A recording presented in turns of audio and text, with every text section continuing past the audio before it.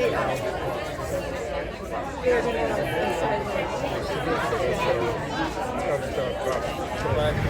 more.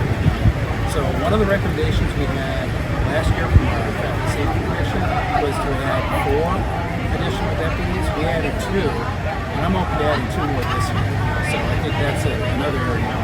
So there's quite a few things we will be doing, can be doing.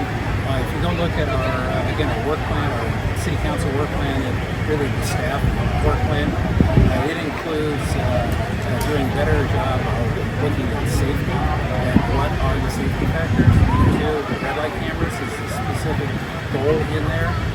There are several others. Improving the structure of the roads too. So, but it's interesting, if you look at the cost roughly for 2 new deputies the first year, it's a little under $1 million for 2 deputies. That gives you full shift coverage. Then after that it drops to, I want to say, $600,000 a year. And then if you look at some of the physical fixes we've done, they're in the millions right off the bat. And so we might be better off funding more enforcement and getting it at every stop sign, every street, rather than picking just a few. But we can do both. We can fix some roads, add more deputies, continue the maximum enforcement, and put red light cameras in or stop sign cameras in too. Set up for us. It's about live shots. So that's all I have time to ask you. Okay. Yeah, anytime. Let me know. Tonight we're going to tell you what we've done and what we've experienced over the past year as we've tried to make change in Encinitas. I'm just going to read a little of this so I make sure I don't miss anything. And we're going to tell you that it doesn't have to keep being like this. Kids do not need to die on our streets when they're walking and riding their bikes. That's the bottom line. And I'm going to introduce Laura, our leader extraordinaire.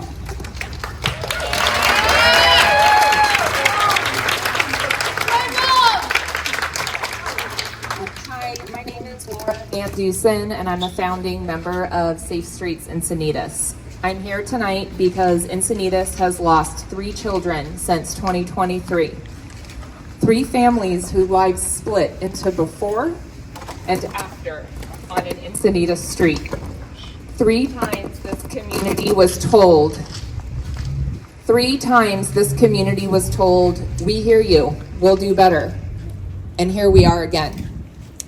Brody Champlain Kingman was killed while crossing El Camino Real in 2023. He loved to cook and had a passion for Japanese and Indian cuisine.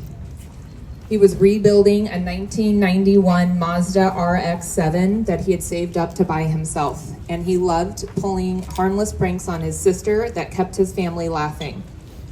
Emery Chalakian was killed while crossing Encinitas Boulevard in 2025. Her favorite color was yellow. She loved ballet, art, baking, and building projects with her dad. She was resourceful and imaginative and once planned her own lemonade stand from start to finish, proudly earning $68 through her hard work. These weren't just names in the news or statistics in a report. They were children with dreams, talents, and personalities that made them deeply loved.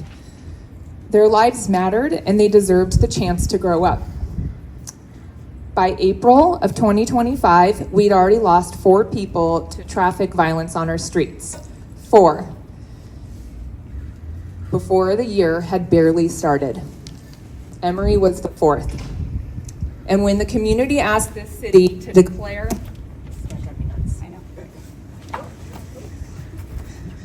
when the community asked the city to declare a state of emergency, it went nowhere.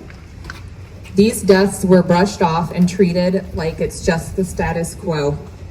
Like severe crashes are inevitable, unavoidable tragedies that just happen. Another statistic, but the truth is, they are preventable. We can design safer streets, build safer systems, and spare families and friends from having ever go through this kind of loss.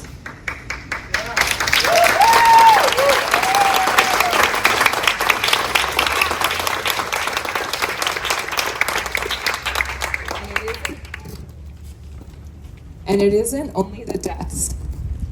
In October 2025, 9-year-old River Smith was struck by a car while sitting inside a gelato shop, eating ice cream inside a building on a public street in our town, and ended up in the hospital. Thank you to River and his family for being here tonight. We are so happy you're here, River.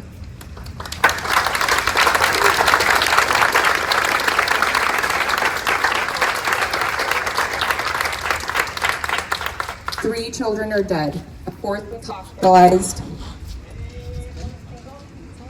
fourth was hospitalized eating dessert. And the next city council meeting is not until August 12th.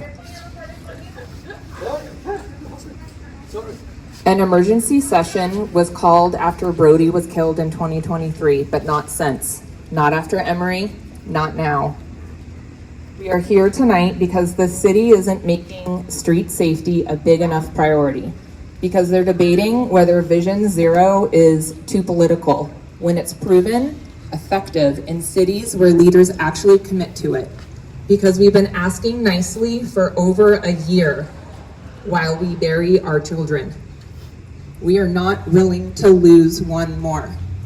Enough is enough.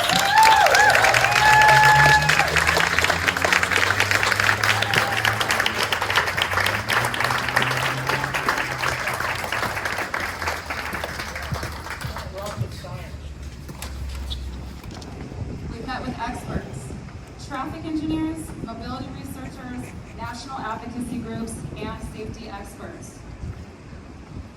We volunteered for the Traffic Commission. One of our members, me, applied and was appointed to the Mobility, Traffic, and Safety Commission because we wanted to build even stronger relationships, share what we have learned, and educate ourselves further on how our city processes work. We build relationships with everyone: community members, neighboring cities, school districts, other commissions. We talked with anyone who could educate us or who wanted to help. Everyone who reaches out is contacted and heard.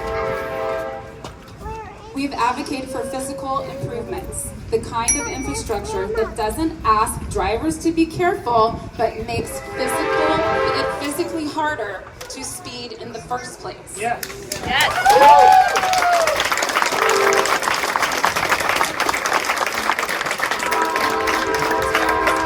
Automated enforcement. We learned about the new Senate Bill 720 that restructures red light camera programs. We connected the authors of this bill with our council and mayor. In February, 5 months ago, our Mobility and Traffic and Safety Commission recommended red light cameras move forward to City Council. We are still waiting for any kind of action. And we stood with the Chilakian family working to rename the intersection where Emery was killed to Emery's Crossing, because the least this city can do is make sure Emery is never forgotten.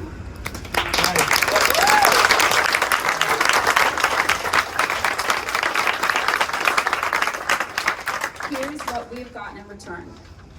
After Brody was killed in 2023, the city called an emergency session. Immediate action was taken. After Emery, and after the loss of another life last week, nothing. Vision Zero, a data-driven, internationally proven framework for eliminating traffic deaths, was deemed too political by this council and called ludicrous by a traffic commissioner. A traffic calming resolution that died in council without a second. A council determined to rip out Santa Fe instead of focusing money and time on areas that need improvements. A comprehensive safety action plan that has never been reviewed by council. The city council and mayor are supposed to represent the people, but we don't think they're listening. More than that, we have been met with skepticism, defensiveness, and disrespect by this council. And we have watched as they take that same attitude to other individuals and entities. Now someone else, another child, has died. This is not something we simply have to put up with. There are solutions that work. No one else has to die.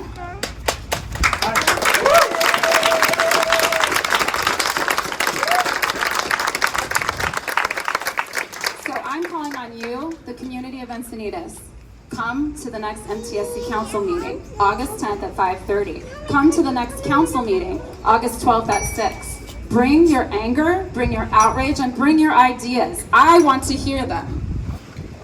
City Council, stop defending, stop blaming, stop burning bridges. Come to the table that we have built for you. Everyone is here for you.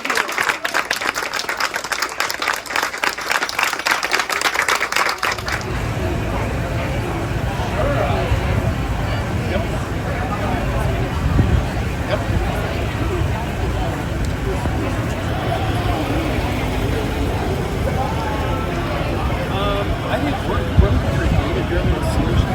One of the leaders of this group actually sent me a tape video about Hoboken and in comparison to our city.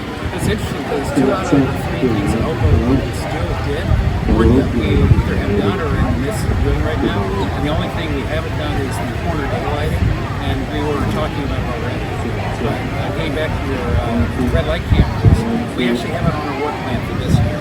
So starting July 1st, we will be going down that, looking, evaluating, putting in red light cameras. I'd like to go a step further and maybe some mobile red light cameras or stoplight, because I notice not only do people run the high volume, high speed red lights, but they're running stop signs all the time.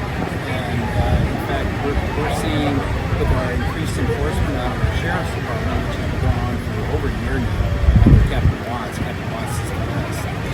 We're seeing that we're catching them what they're doing, but there's more to be done. So one of the recommendations we had last year from our Traffic Safety Commission was to add 4 additional deputies. We added 2, and I'm open to adding 2 more this year.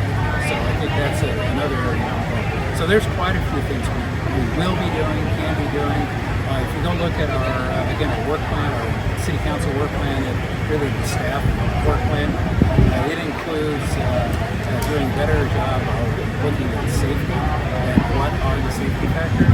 The red light cameras is a specific goal in there.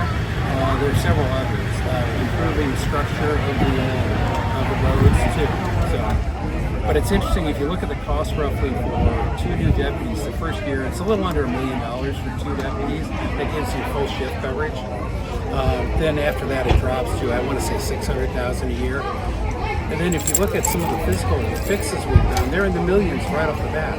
And so we might be better off funding more enforcement and getting it at every stop sign, every street, rather than picking just a few. But we can do both. We can fix some roads, add more deputies, continue the maximum enforcement, and put red light cameras in or stop sign cameras in too. Set up for us. It's about live shots. I'll have time to ask you. Okay. Yeah. Anytime. Let me know.